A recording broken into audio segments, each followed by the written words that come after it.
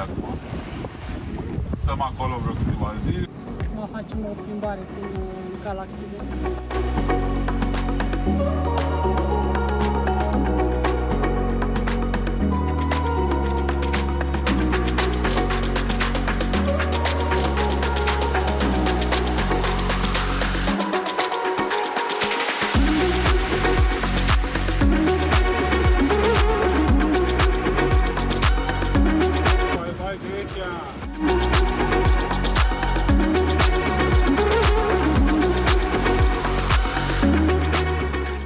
Facem 5 noduri în 8 noduri de aparent, deci vreo 12 noduri true. O frumusețe. În loc să mergem cu 2 noduri jumate, cu Genoa și cu Meino, mergem cu mai multe noduri. Am ajuns în Trizonia, o insulă mică și puțin cunoscută turiștilor. Se poate ajunge cu boat taxi din Kenya pe insula Trizonia cu 2 euro și face 10 minute. Circulă la fiecare 10-15 minute. Greu la deal? Nu, capitane! Greu. Ca 2000 de metri.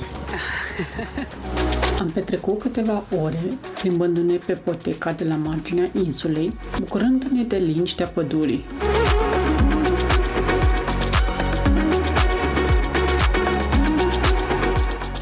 Am ajuns într-o livadă bătrână de măslini și am dat peste un trunchi masiv, doborât de timp. Chiar și căzut, pare că mai are povești de spus. Am ajuns la civilizație. Uite aici o căsuță cu piscină. Biserica. Și piscină. Și aici la alături piscină. Casă, deci luxoasă, cu piscină și lângă așa biserică. Păi da. Dacă păcătuiesc, atunci să vină să roage, nu? Da, nu? Nice. Biserica Sfântul Gheorghe, un mic lăcaș ortodox din piatră, construit în stil grecesc tradițional. Deși simplă, impune prin eleganța sa și creează un colț de spiritualitate perfect încadrat în frumusețea insulei. Oh, ce frumos e copacul ăsta de rodi.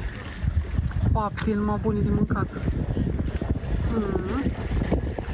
Este și un leu aici care îl păzește. Mergem în galaxie de acum. Pregătim barca pentru iarnă și ridicăm mai departe pe mal înainte. Dar avem un pic de valuri. Da, deci e bună de sailing dacă merge în direcția potrivită. Dar câte noduri sunt?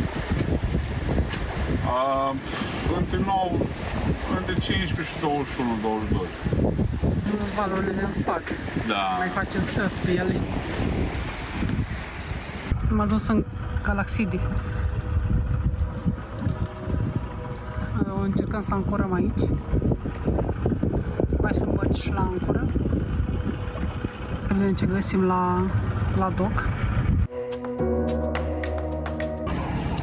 Facem o plimbare la apus.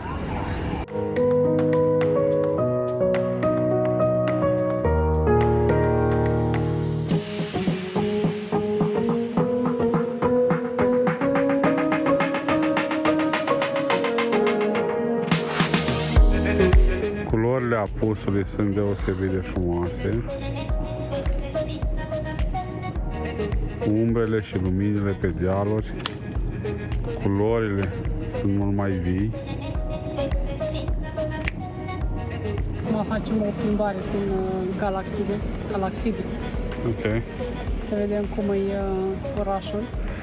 Ok. Ca să vedem ce este jos. Pe aceste scări. Uite un delfin. Aici soția cu copiii salută plecarea soțului pe mare, da? Călătorului.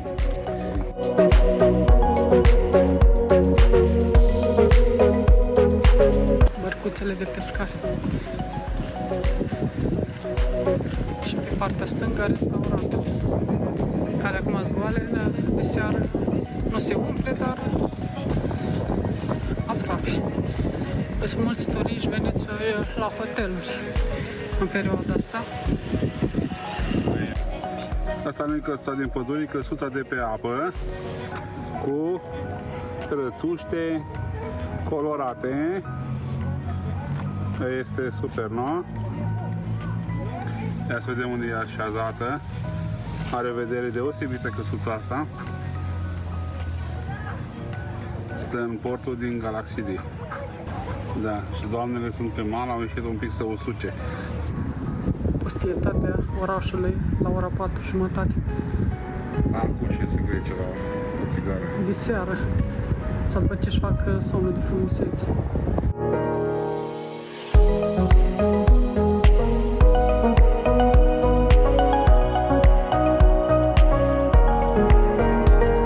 Cred că-s vreo 20 și ceva.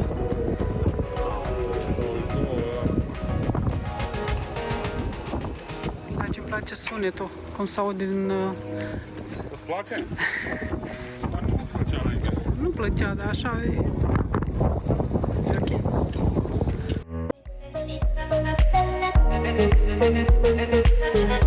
Ne întoarcem înapoi în Trizonia pentru marea pregătire a bărcii pentru iarnă. Cu un pic de regret că sezonul se apropie de final, dar și cu satisfacția că am avut parte de momente epice pe apă.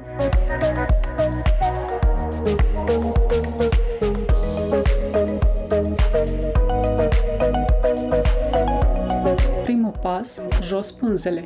Un pic de muncă, câteva noduri care s-au încăpățânat să nu se desfacă, am reușit să dăm jos pânzele, Mainu și Genoa, dar într-un final le-am împachetat frumos și le-am depozitat cu grijă în barcă.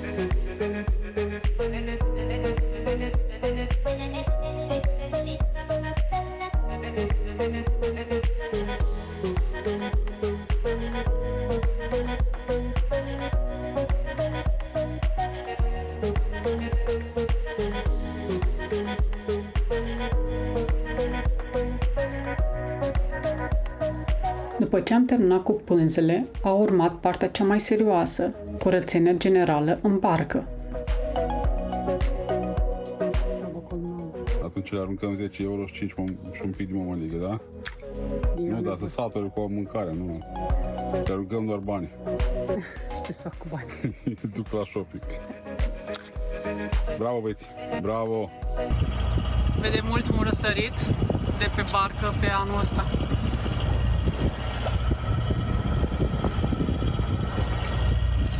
Super!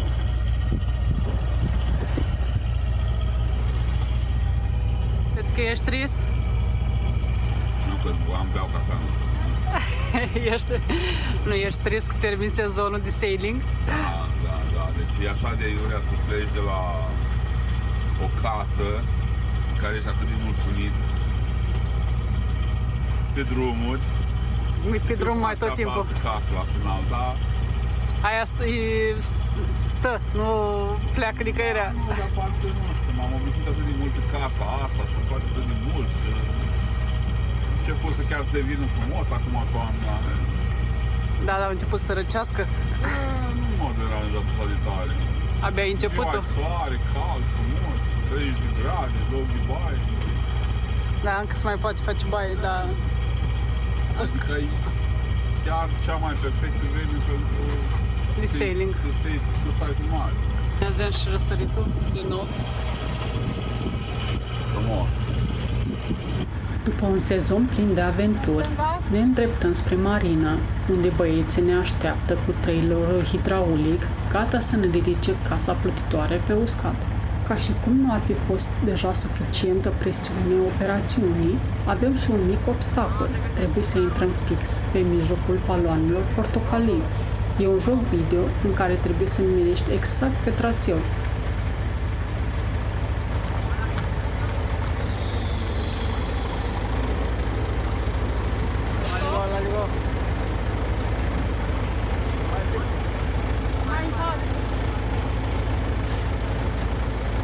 Respirăm adânc, ne uităm la băieți care manevrează totul și sperăm să nu auzim niciun ups.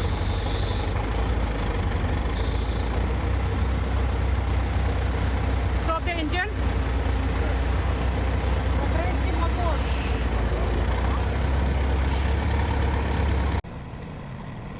Odată ridicată barca, simțim emoție și adrenalină, mai ales când vedem cum casa plutitoare se ridică în aer. Este o combinație de ușurare și tristețe. Sezonul s-a încheiat.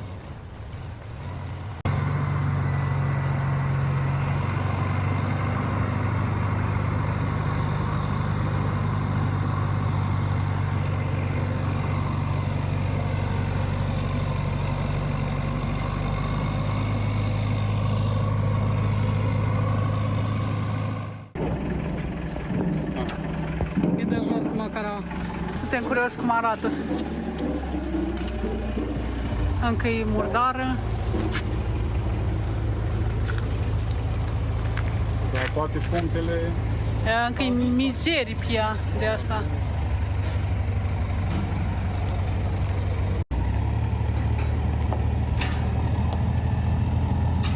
Ne uităm cu emoții cum tractorul împinge barca spre locul ei de ernat. Ce joacă panourile!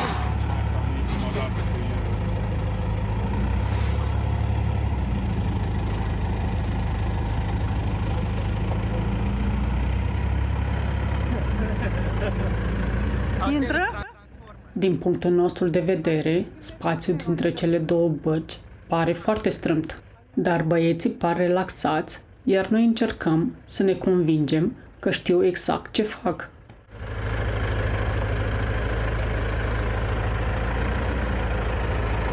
Am zis că așa din gust oare intră?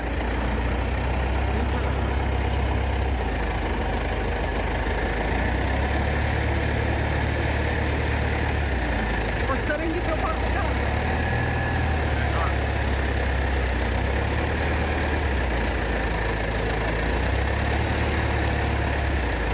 Oh my god!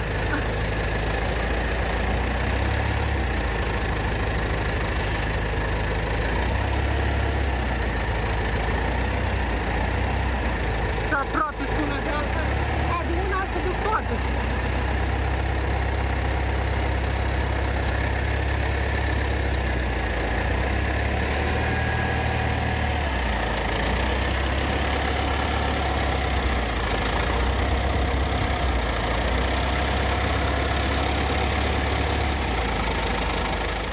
Montează stâlpi de susținere. Care teoretic ar trebui să susțină Toată 70 varca. de tone. Care 70, 12 tone. Am de vârstă acum. Dar pune și în față și în spate. Scoate tractorul. Da, au pus un stâlp de susținere în față. Și acum spală barca. Acum o să vedem exact ce damage-uri avem.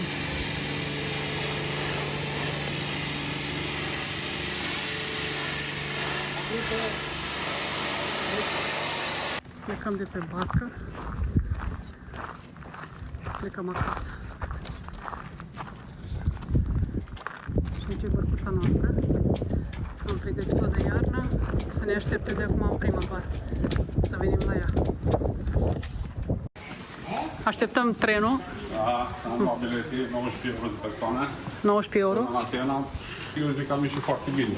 Nu știu cât era autobuzul, dar siguranță prin Atena, la câteva autobuze schimbam, Da, era cred că e complicat. cea mai scump. Bun. Să trecem la capăt. Să până la capăt mergem. Dar trebuie să schimbăm trenul. Ok. Da. În Chioni ajungem la 12,59 și după aia la 12,53 și la 59 pleacă. Deci Oleu, oleu, da. Așa, Chioni la... mutăm de unde e înalt. Ok. Dar cum e cu peroanele astea, te muzin ușor. Da. Curând o să vedem canalul Corint, se vede spectaculos. Un fir albastru între pereții abrupți de stâncă, parcă trasat cu rigla. Acum câțiva ani am fost chiar acolo jos. Au fost destul de mari emoțiile. Ia, te-ați ușit? Azi am trecut printr-un adevărat maraton. Am schimbat 3 trenuri și am mers cu 2 taxiuri până am ajuns la cazarea din Atena.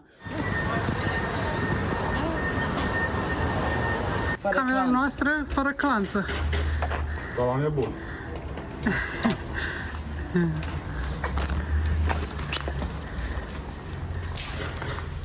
Cameră micuță, dar mare, Uite, avem cu vedere la mare. cu vedere la mare. Aici un pat. Aici mai este un pat dublu. Deci o bucătărie. Și mă duc după Petrică în Bucuan, E cu camera aici. în baie. Este cât partea noastră la suprafață. Uite, și cu duș. Și mai este aici o chiuvetă. Strada principală a Atenei, freamătă de viață și entuziasm. Shopping street.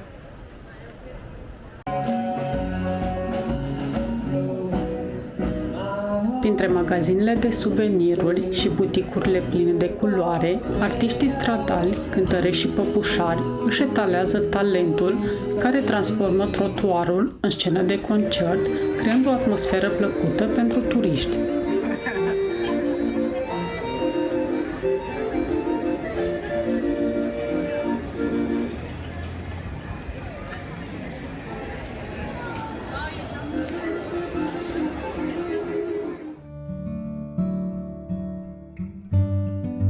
Atmosfera de basm ne îmbrățișează la tot pasul, iar culorile și decorațiunile ne poartă printr-un tărâm magic, departe de zumzetul orașului.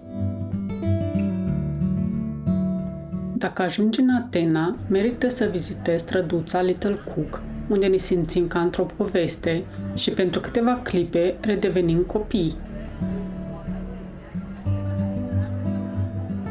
Atena nu este doar despre istoria antică, ci și despre locurile nebunești ca Little Cook.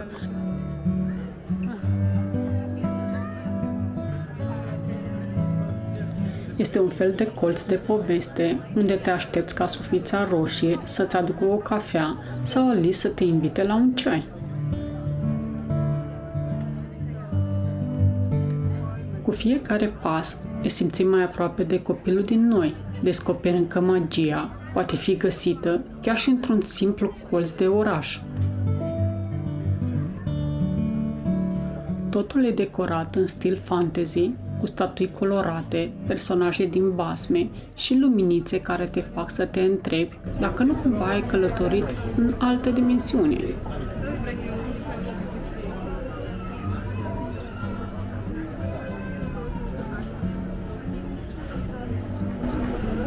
Și magazin de jucărie.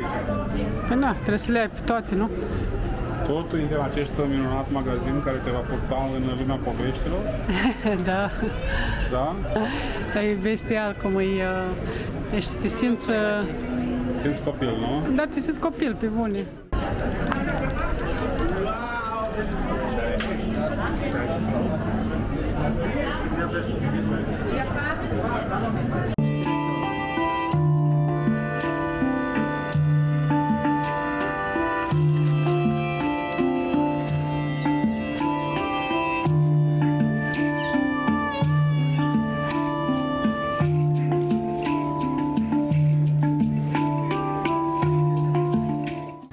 Iată, vedeți cum cobarul cumpărat Mountain. Un om de munte, care știe să meargă cu piciorul drept înainte, nu cu stângul, în aceste străzi fără autorizație. Da, Îngust. pitoresc. Poți să stăpânești fără să ai cum să salvarea. Doar aici, doar la lume. Asta e familia aia. Nu, Maica Domnului. Nu, Doamne, ești frumos, mă miros. Nu așa? Miros foarte frumos. Facem îmbarcarea Atena București. Echipajul e gata?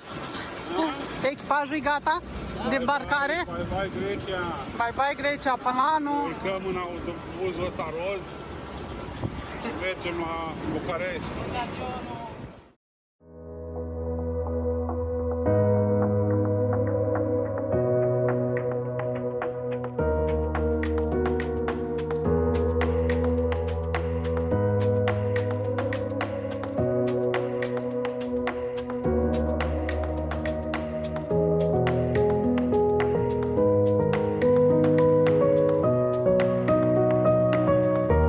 După aproximativ 2 ore de zbor, am aterizat cu bine în București. Totul a fost relativ lin, fără prea multe turbulențe.